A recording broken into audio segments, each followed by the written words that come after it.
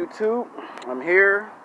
Camera is acting normal today, but don't get too excited because maybe by tonight, tomorrow, or 2 days, when it's time for me to make my NFL predictions for videos of the matchups that take place on Saturday and Sunday of this week coming up, the camera might go funny. Why it's not, we gotta take an advantage.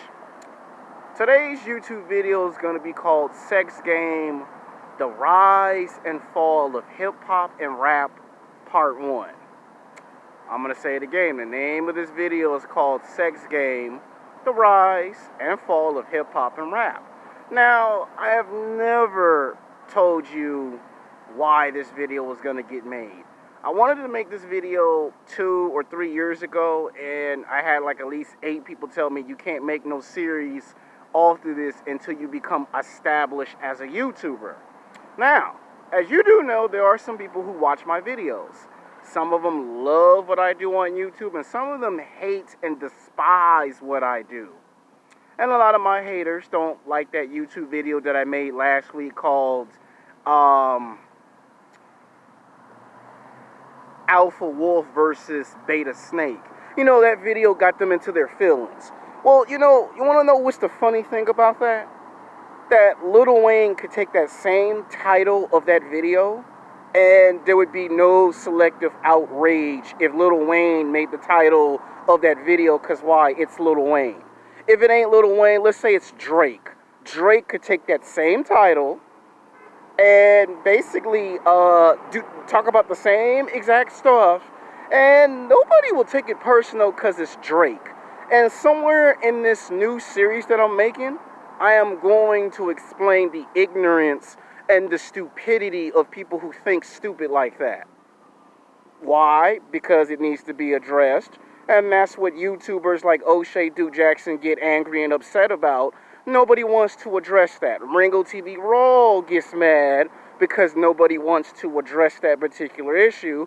And even Solo TV 84 gets angry and upset when nobody wants to particularly address that issue. You have some individuals that actually think like that, which is actually sad and disappointing that they think like that.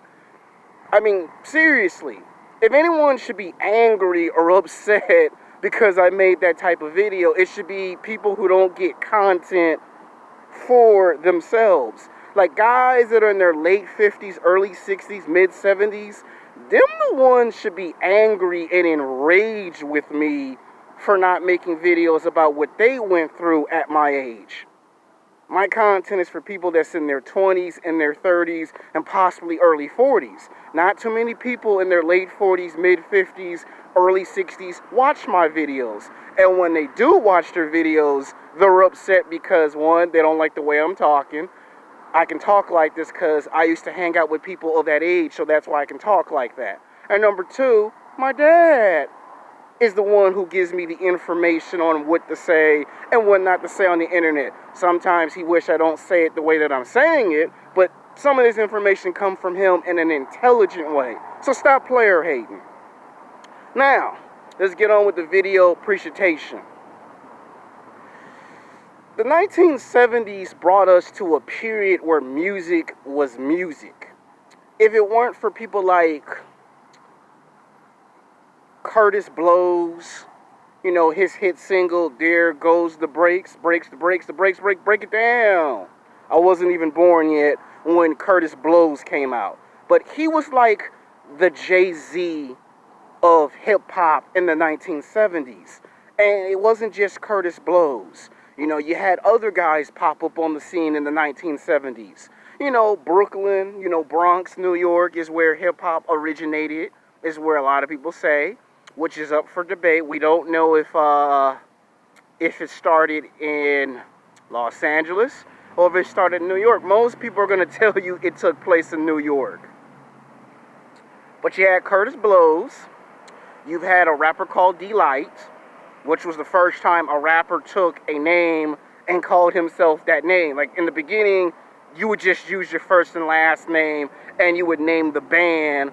If we go back to the early days of the 1920s, the 30s, the 40s, and the 50s and the 60s, it was jazz. It was blues, rhythm and blues. And that was the type of music you had for like almost 60, 70 years. That was the type of music that we African Americans listened to. But we had the transitional period where a lot of the black people wanted to create their own style of music. And at the time, the music industry wasn't going to allow an artist to express themselves creatively. They didn't know what they were going for. Hip-hop was like this new concept that you could express yourself in a good way or in a bad way. It was new, and nobody knew what to make of it. So when Kurtis Blows started doing hip-hop, he had already done like 2 albums or 3 albums at that point. And he started writing his rhymes. He started going on the tracks. He started hitting us with some hard rhymes. And this is when the world got introduced to what rhymes are. Like, people was like, what is rhymes? And he was doing it. And every time he went to a show, he would sell out the show. You know, Rapper Delight would come out. Kumo D would come out. And Run DMC hadn't even came into like the late 1970s. But you can see they were also being influenced by people like Kurtis Blows. At that time, Ron Simmons, before he had Def Jam Records, was kind of like, he was in that time period where he saw the potential that hip-hop has in New York City and how it would be felt all over the world and the United States. You had all these artists pop up. You know, Rapper Delight started being the first ones to start talking about the streets, which the studios at the time was strongly against. He would start talking about how the streets, he would talk about how people can't get no jobs, people being discriminated, and sometimes they had to tell Rapper Delight, you can't be going on the mic and telling them type of stories. And he would just ignore them and do it anyway, which got him into a lot of trouble. You know, and then you had Kumar D came in, Kool and the Gang pop up, and then you had Rakim. Rakim was kind of like that street version, like before there was Ice Cube, before there was T.I., before there was DMX, you had Rakim come on the mic, and Rakim would take controversial stuff from the news and started talking about it, and they would have to cut the mic and tell him, you can't be doing this, the radio ain't gonna like this. And he would just do it anyway. So you could kind of see how hip-hop was already shaping up to be. You were in that era where they would put your stuff on record, they would play your songs on the radio, but they were kind of like strongly, they would say, well, that's in the East, here in the West, you gotta change up your music. And that was the start of it. Now, these guys paved the way for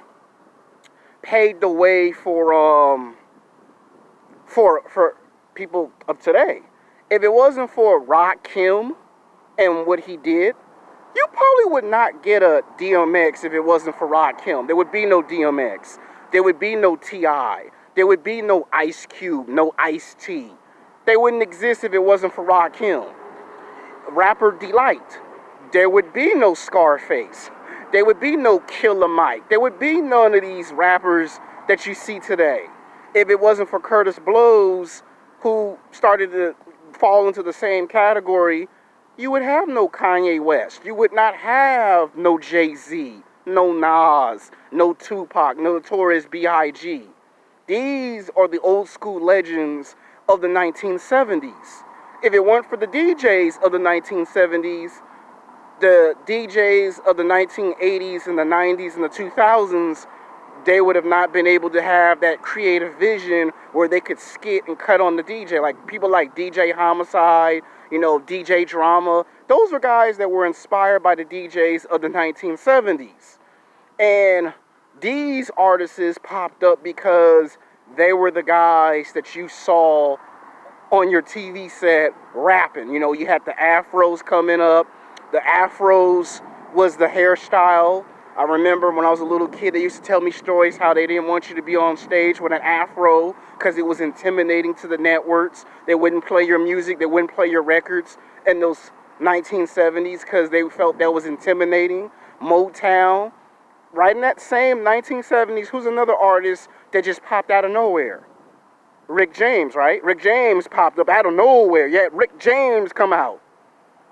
And he was so controversial that Rick James also would get in trouble. First, his first two albums, he started talking about love and getting married and having kids. And then somewhere around 1973, 1974, you had Rick James started saying the B word.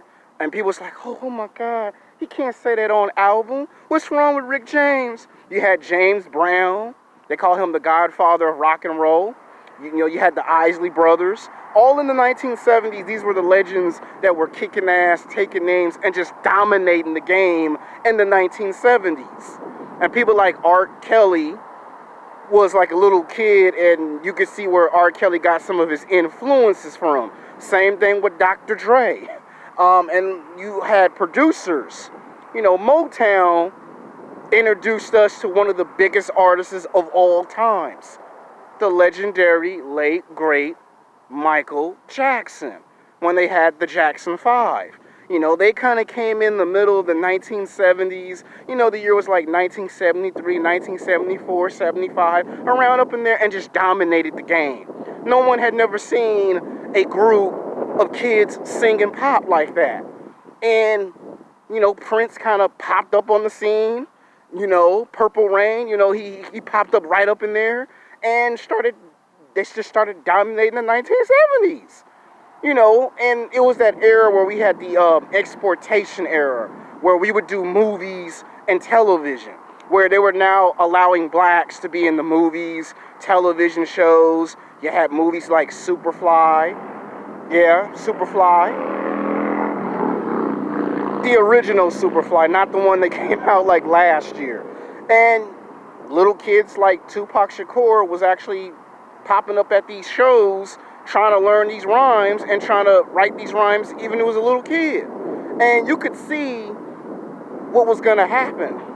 And right in the middle of hip-hop, you could see who was going to emerge.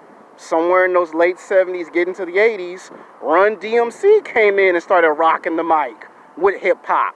And they were being considered as the leaders. Public Enemies popped out of nowhere. Fight the Power, that was a big hit. Now, this is stuff that I wasn't even born yet for. And then you could see LL Cool J would get brought in by Run DMC. And if it wasn't for Run DMC, you would have probably never got an NWA. You probably would have never got an Ice Cube West Side Connection. You probably would have never got Cypress Hill.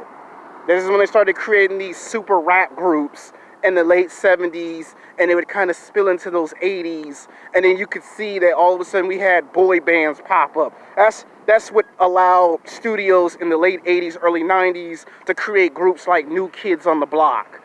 So if you think about the groups, Run DMC, Kool and the Gang, if it weren't for them, you would have never got an NWA.